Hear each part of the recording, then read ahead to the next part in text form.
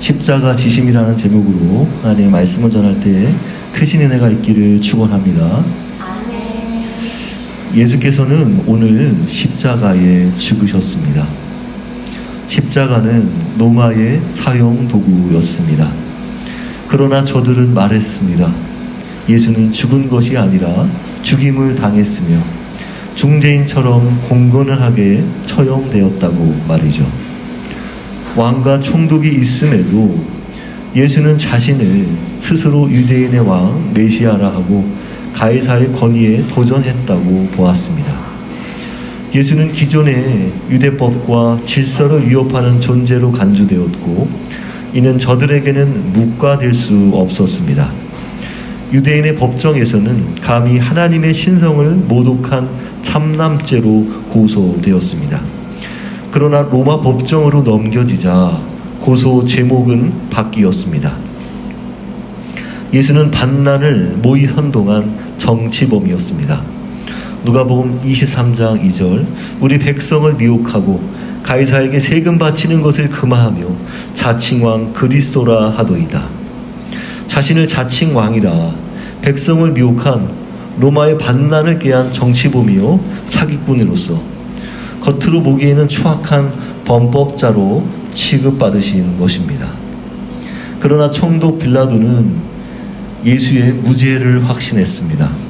그에게서 3번이나 죄를 찾지 못했다고 선언하였습니다.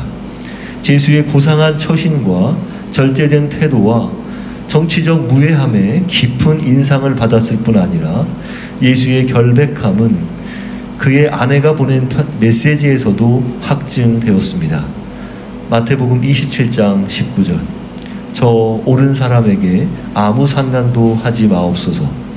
오늘 꿈에 내가 그 사람으로 인하여 애를 많이 태웠나이다. 그렇기에 빌라도는 어떻게든 언도를 피하려고 하였습니다.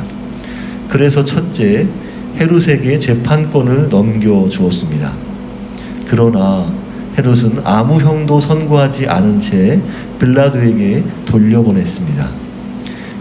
누가복음 23장 11절 헤롯이 빌라도에게 도로 보내니 그러자 둘째 그는 성난 군중의 민심을 적당히 달래려는 땜빵식 해결법으로 예수를 때린 후 풀어주려 했습니다. 누가복음 23장 16절 그러므로 때려서 놓겠노라. 그래도 성난 민심이 가라앉지 않자 셋째 유대인의 명절인 6월절에는 총독이 죄수 하나를 풀어주는 특별 사면권을 행사하는 전례를 기억해내고는 성난 군중이 예수의 사면을 요구하기를 바라며 군중에게 물었습니다.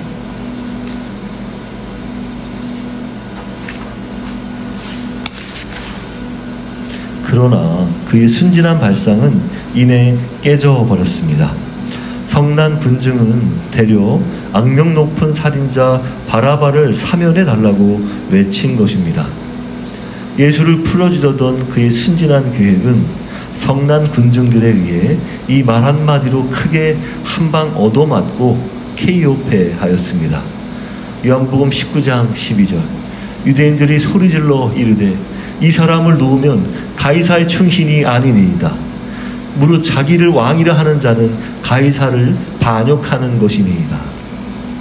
빌라도는 이 말을 듣고 쫄고 말았습니다. 그는 로마 식민지 중에 가장 빡센 지역을 통치하러 왔기에 누구보다도 로마 중심부로 가고 싶은 야망. 로마 중심부는 어디입니까? 바로 로마 황제가 되는 거예요.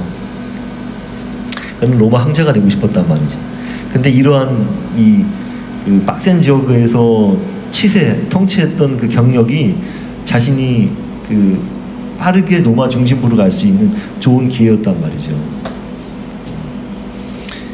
그렇게 가고 싶은 야망이 가득한 자였습니다. 이미 그는 로마 황제 디베로 가이사와 불편한 관계였기에 명예와 야망, 명예냐 야망이냐, 원칙과 편의, 원칙이냐 편이냐 이 사이에서 선택할 여지가 없었던 것입니다.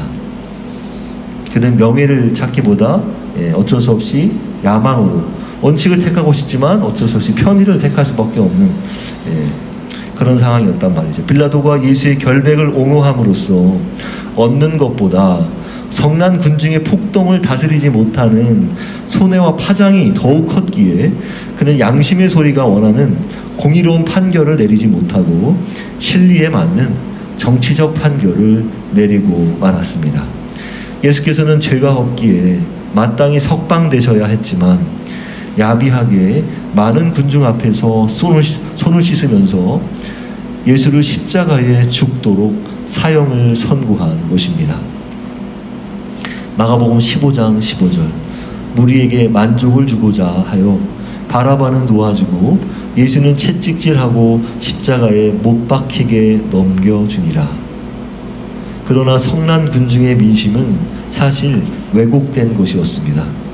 종려주일 수많은 예루살렘 거중인과 디아스포라 유대인들이 유월절을 지키러 와서 예수의 예루살렘 입성을 함께 대환영하였지만 고작 닷새 만에 예수의 피를 달라고 변심한 것입니다.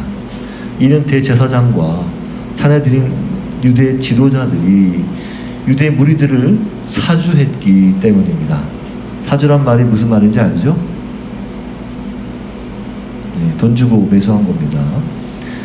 마태복음 27장 20절 대제사장들과 장로들이 무리를 권하여 바라바를 달라 하게 하고 예수를 죽이자 하게 하였더니 마가복음 15장 11절 대제사장들이 무리를 충동하여 도리어 바라바를 놓아달라 하게 하니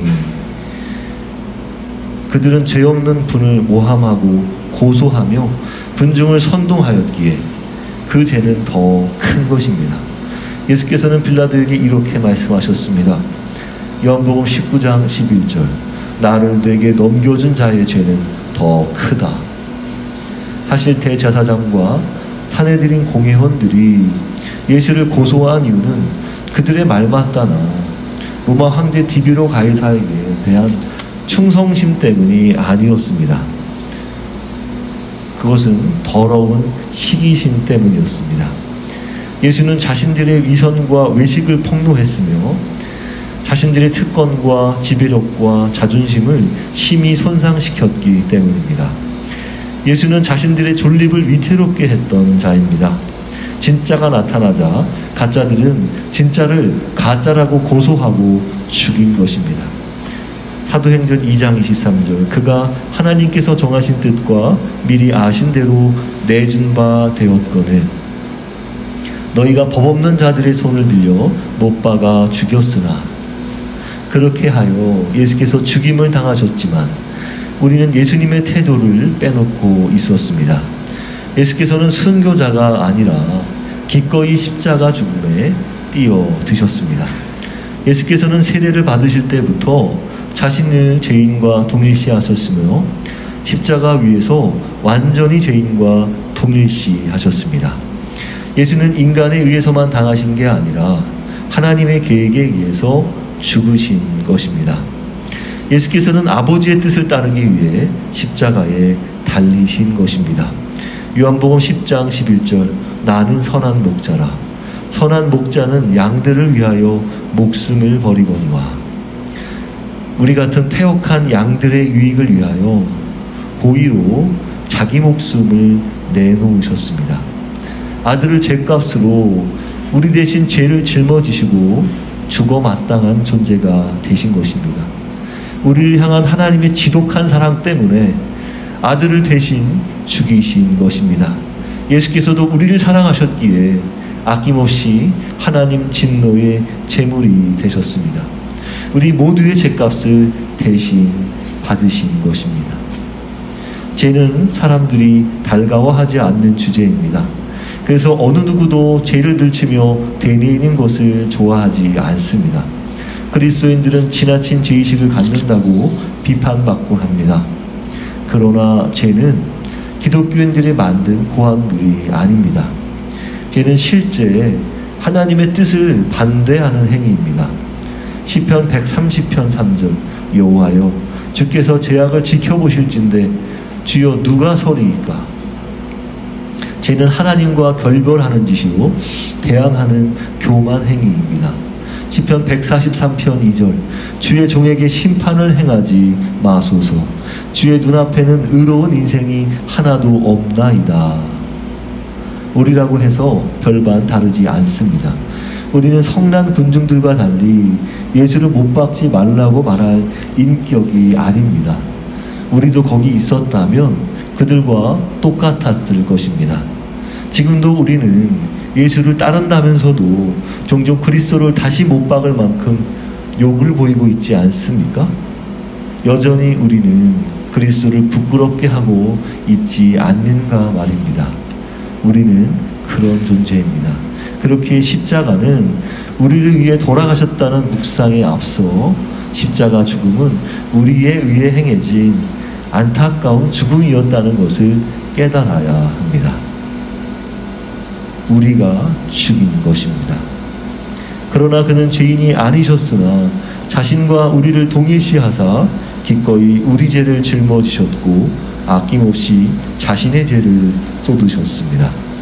고린도전서 15장 3절 성경대로 그리스도께서 우리 죄를 위하여 죽으시고 베드로전서 2장 24절 친히 나무에 달려 그 몸으로 우리 죄를 담당하셨으니 자기밖에 모르는 우리들을 위해 오직 내 유익만을 위하여 타인을 착취하고 괄시하고 저주한 못난 우리들을 위해 기꺼이 목숨을 내주신 것입니다.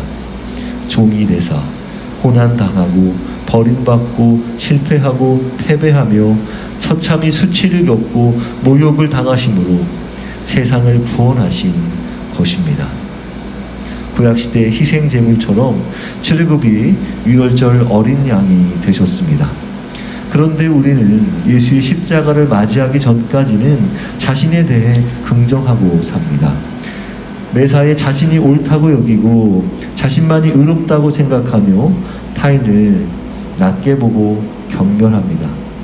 그러나 역사상 그 어떤 것도 십자가처럼 우리 자신을 바보로 만드는 것은 없습니다. 겁없는 교만의 콧대를 아주 납작하게 만드십니다. 십자가 앞에 우리가 아무것도 아닌 쓰레기요 지옥불의 딸감뿐임을 적나라하게 드러내십니다. 그 이유는 십자가는 내 죄의 형벌이기 때문입니다. 우리 죄가 너무나 끔찍한 것은 분명합니다. 십자가만큼 우리 죄의 심각성을 여실히 드러내주는 것은 없는 것입니다. 내 죄의 십자가, 내 죄의 대가는 예수의 십자가 죽음인 것입니다. 존귀하신 우주 만물의 주인은 십자가의 매단 생명값인 것입니다. 마가복음 10장 45절 주의 인자가 온 것은 자기 목숨을 많은 사람의 대속물로 주려 함이니라.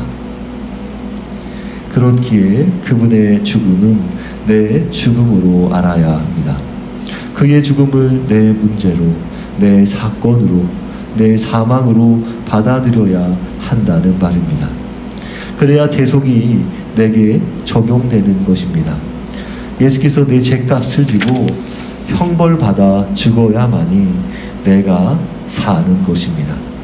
그래야 내가 하나님께 용서함 받는 것입니다.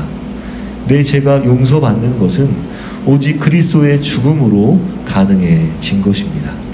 그분의 죽음을 우리 자신의 것으로 삼는 것은 하나님 나라 복음의 중심 내용입니다. 그것은 우리를 구원하시고자 하는 하나님의 한없는 사랑 때문입니다. 우리가 예수의 죽음과 하나님의 사랑을 받아들일 때 우리는 하나님의 자녀요 하나님 나라 백성이 되는 것입니다. 야나된 교회 여러분, 그 사랑을 가슴에 새기십시오. 평생 가슴에 간직하십시오. 하나님이 베푸신 한량없는 은혜에 감사하며 이 땅에서 예수의 주되심을 살아내며 하나님과 하나님 나라 위하여 주님께 자신을 드리기로 결단하는 저와 여러분 야나된 교회 모두가 되시길 빕니다. 이 시간 우리 함께 기도하겠습니다.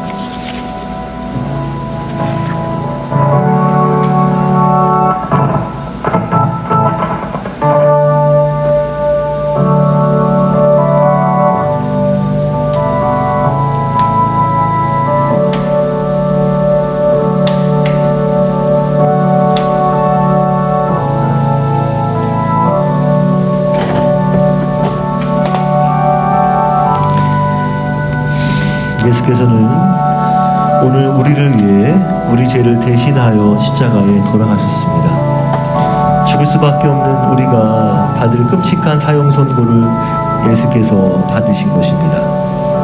우리가 받을 심판이었습니다. 우리가 받을 죽음이었습니다.